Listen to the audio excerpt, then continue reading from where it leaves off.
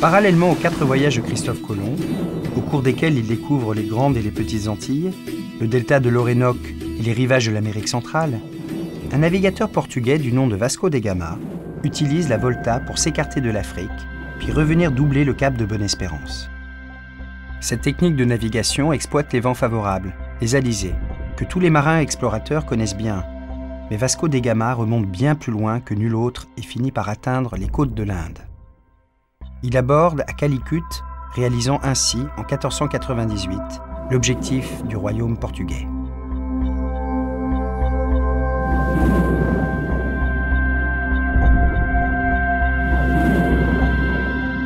Deux ans plus tard, un autre marin portugais, Cabral, reconnaît la côte du Brésil. Cependant, dans les milieux savants, on comprend assez rapidement que Colomb a découvert autre chose que les rivages de l'Inde. Ce serait en réalité un nouveau monde qui s'interposerait entre l'Europe et l'Asie. En 1507, ce nouveau monde est baptisé Amérique, en hommage à un navigateur florentin du nom d'Amerigo Vespucci. L'Amérique est née. Mais pendant longtemps encore, ce nouveau continent portera le nom d'Inde occidentale.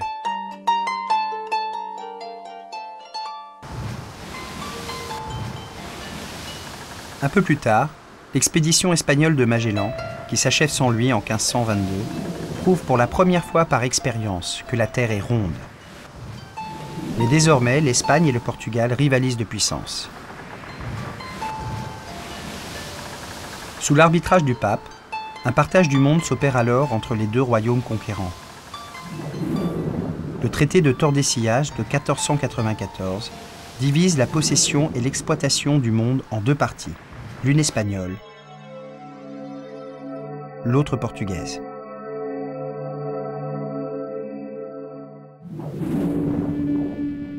Ainsi, peu à peu, une grande partie du continent américain est explorée par les Espagnols. Une poignée de conquistadors, ayant le goût de l'aventure et soif de richesse, prennent rapidement possession d'immenses territoires.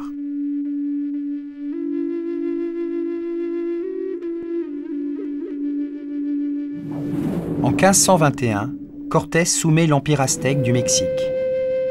Puis en 1533, c'est l'Empire inca des Andes qui tombe sous la coupe de Pizarro. Au même moment, le royaume de France entre tout juste dans la course à l'exploration et cherche, tout comme l'Angleterre, un passage vers l'Asie dans le nord de l'Amérique, négligé par les Portugais et les Espagnols.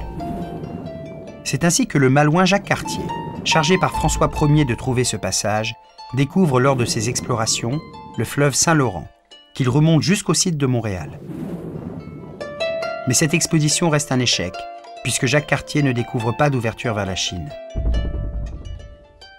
Les expéditions anglaises ne trouvent pas davantage de passages, mais permettent néanmoins d'établir de meilleures connaissances du continent nord-américain.